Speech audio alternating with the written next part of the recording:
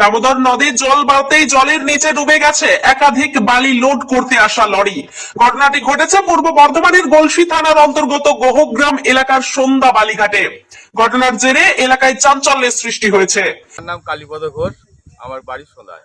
আনুমানিক প্রায় ৮-১০টা গাড়ি জলের ছাসের ফলে জল ছেড়েছে, সেখানে প্রায় অর্ধেক ডুবে আছে। কয়েকদিন আগে দুর্গাপুর ব্যারেজ থেকে জল ছাড়ার পাশাপাশি গত দুদিনের টানা বৃষ্টির কারণে দামোদরে হঠাৎই জলস্তর বেড়ে যায়। জল বাড়তে দেখে লরিগুলি পাড়ে উঠতে গেলে ঘটে বিপত্তি। একটি লরি যান্ত্রিক সমস্যার কারণে মাঝ পথেই আটকে যায়।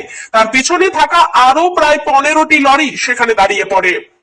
প্রত্যক্ষদর্শী তথা এক লরির চালক জানান, যান্ত্রিক ত্রুটির পাশাপাশি গাজনের চাঁদা নিয়ে সমস্যা হওয়ায় আমাদের সব গাড়ি আটকে যায়।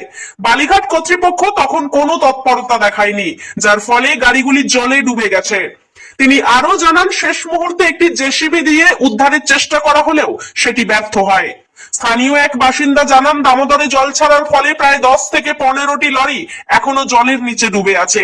একাধিক বালি লোড করতে আসা লরি। ঘটনাটি ঘটেছে পূর্ব বর্ধমানের গলসি থানার অন্তর্গত গোহগ্রাম এলাকার সন্ধ্যা বালিঘাটে। ঘটনার জেরে এলাকায় চাঞ্চল্যের সৃষ্টি হয়েছে। জানা গেছে, গত রাতে দামোদর নদ থেকে বালি লোড করতে আসে বহু লরি, যাদের বালি বোঝাই হয়ে যায়। তারা নদী থেকে বেরিয়ে যেতে সক্ষম হলেও নদীর ঘাটে আটকে পড়ে প্রায় 15টি লরি। কয়েকদিন আগে দুর্গাপুর ব্যারেজ থেকে জল ছাড়ার পাশাপাশি গত দুদিনের টানা বৃষ্টির কারণে দামোদরে হঠাৎ জলস্তর বেড়ে যায়। জল বাড়তে দেখে লরিগুলো পারে উঠতে গেলে ঘটে বিপত্তি।